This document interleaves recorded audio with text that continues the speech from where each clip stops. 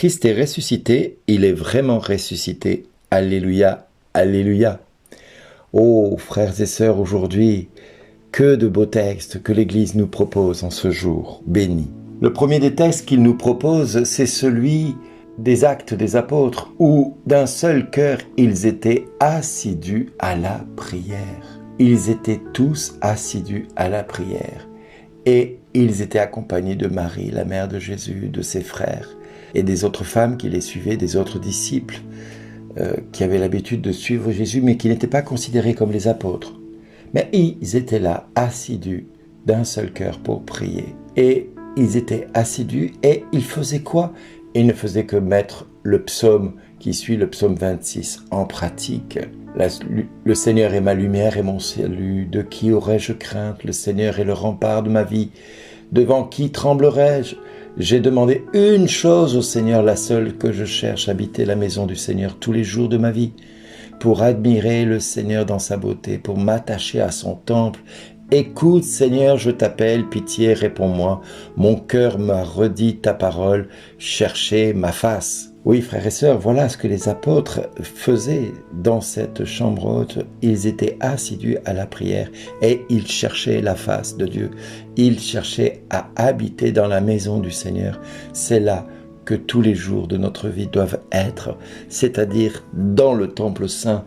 Et aujourd'hui, le temple, c'est nous. Nous sommes le temple saint, puisque nous sommes le temple du Saint-Esprit, dira saint Paul. Eh bien oui, nous sommes le temple du Saint-Esprit. Donc nous devons être tournés vers le Seigneur en nous. Une amie me disait dernièrement, pourquoi les chrétiens lèvent-ils les yeux vers le ciel alors que Dieu est en eux? Elle est musulmane, cette femme qui m'a dit ça. Et j'ai trouvé ça mignon. Elle habite Los Angeles. Et je trouve que c'est merveilleux d'avoir dit ça, parce que c'est tellement vrai. On a tendance à oublier que Dieu est en nous. Et donc si Dieu est en nous, si l'on vous insulte pour le nom du Christ, heureux êtes-vous, dira Pierre. Si le Christ est en nous, dans la mesure où nous communions aux souffrances du Christ, Pierre nous dira, réjouissez-vous, afin d'être dans la joie et l'allégresse quand sa gloire se révélera. Et si l'on vous insulte pour le nom du Christ, heureux êtes-vous, parce que l'Esprit de gloire, l'Esprit de Dieu repose sur vous. Donc si l'Esprit de Dieu est en nous, nous n'avons pas d'autre chose à faire que de nous mettre à contempler le Seigneur en nous et nous réjouir qu'il nous permette de participer à ses souffrances, non pas comme meurtrier, voleur ou malfaiteur ou comme agitateur, mais bien comme chrétien, c'est-à-dire comme disciple du Christ. Et il ne faut pas avoir honte de ce que nous sommes, même si ce que nous sommes semble être un contre-témoignage devant le monde, parce que nous souffrons, parce que nous sommes durement éprouvés par la société dans laquelle nous sommes, parce que nous vivons dans notre quotidien, à travers la maladie, à travers les problèmes que nous rencontrons dans notre quotidien, les problèmes avec le travail, avec les associations, avec l'Église, avec nous-mêmes même. Je pense à certaines personnes qui sont des fois tourmentées au plus profond de leur être par toutes sortes de puissances qui régissent leur vie aujourd'hui, bien plus que le Christ n'arrive à le faire, mais leur rend la vie impossible à leurs yeux. Et c'est vrai que c'est la réalité de ce qu'elles vivent et de ce qu'ils vivent. Ces personnes-là sont vraiment durement éprouvées. Et je comprends que des fois cela semble une éternité, même s'ils n'avaient qu'une écharde dans leurs doigts. Cela semblerait une éternité parce que la douleur est telle que ça devient insupportable à nos yeux. Mais si on écoute le Christ, il nous faut nous réjouir. Et nous réjouir dans l'épreuve. Oh combien c'est dur, Seigneur. Oh combien c'est dur cela dans nos cœurs. Oh combien cela est difficile de rentrer dans cette action de grâce, de rentrer dans cette louange quand nous sommes durement éprouvés.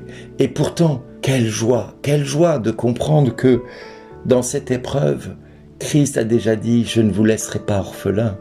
Christ a déjà dit « Père, l'heure est venue, glorifie ton Fils afin que le Fils te glorifie, ainsi comme tu lui as donné pouvoir sur tout être de chair. » Waouh, ça veut dire que si notre chair est durement éprouvée, il y a un sens prophétique derrière lequel, à cette heure-ci, je n'ai du mal à vous répondre à cette question. Mais il y a un sens profond. Si vous êtes durement éprouvé dans votre chair, de quelque manière que ce soit, Il donnera la vie éternelle à tous ceux que tu lui as donnés, dira Jésus. Or, la vie éternelle, c'est qu'ils te connaissent, toi, le seul vrai Dieu, et celui que tu as envoyé. Oui, il est vrai que c'est parfois difficile d'entendre cela quand on est durement éprouvé, mais c'est la parole de Dieu que je ne fais que citer en ce jour pour que vous entriez dans l'action de grâce, parce que c'est ce à quoi nous sommes tous et toutes appelés. Moi, je t'ai glorifié sur la terre en accomplissant l'œuvre que tu m'avais donnée à faire. Et maintenant, glorifie-moi auprès de toi, Père, de la gloire que j'avais auprès de toi avant que le monde existe. J'ai manifesté ton nom aux hommes que tu as pris dans le monde pour me les donner. Avant que le monde n'existe, le Père a souhaité que nous soyons dans les mains de Jésus. Waouh!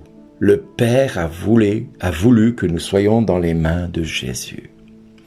Ils étaient à toi et tu me les as donnés. Et ils ont gardé ta parole. Maintenant, ils ont reconnu que tout ce que tu m'as donné vient de toi, car je leur ai donné les paroles que tu m'avais données. Et ils les ont reçues. Vous voyez l'importance de recevoir la parole de Dieu? Ils ont vraiment reconnu que je suis sorti de toi et ils ont cru que tu m'as envoyé. L'importance d'écouter la parole de Dieu est encore là aujourd'hui plus que jamais. Ce jour béni veut que nous soyons dans la joie. Ce n'est pas pour le monde que je prie, dira Jésus, mais pour ceux que tu m'as donnés, c'est-à-dire pour toi, mon frère, pour toi, ma sœur, pour moi-même. Pour chacun de nous, Jésus a prié, pas pour le monde. Non, nous ne sommes pas du monde, nous sommes dans le monde, mais nous ne sommes pas du monde, dira Jésus. Ils sont à toi, tout ce qui est à moi est à toi, et tout ce qui est à toi est à moi. Et je suis glorifié en eux. Mais Seigneur, ça veut dire que dans nos souffrances, tu te glorifies. Dans ce que nous endurons, tu te glorifies. Mais Seigneur, c'est quoi ta gloire de voir un homme qui souffre, d'être abattu, d'être malade, d'être accablé par la maladie, par les épreuves, par la dépression, par la solitude, par l'abandon, c'est quoi ta gloire là-dedans? Père, si cette coupe peut s'éloigner de moi, non pas ma volonté, mais ta volonté, elle est là, la gloire de Dieu.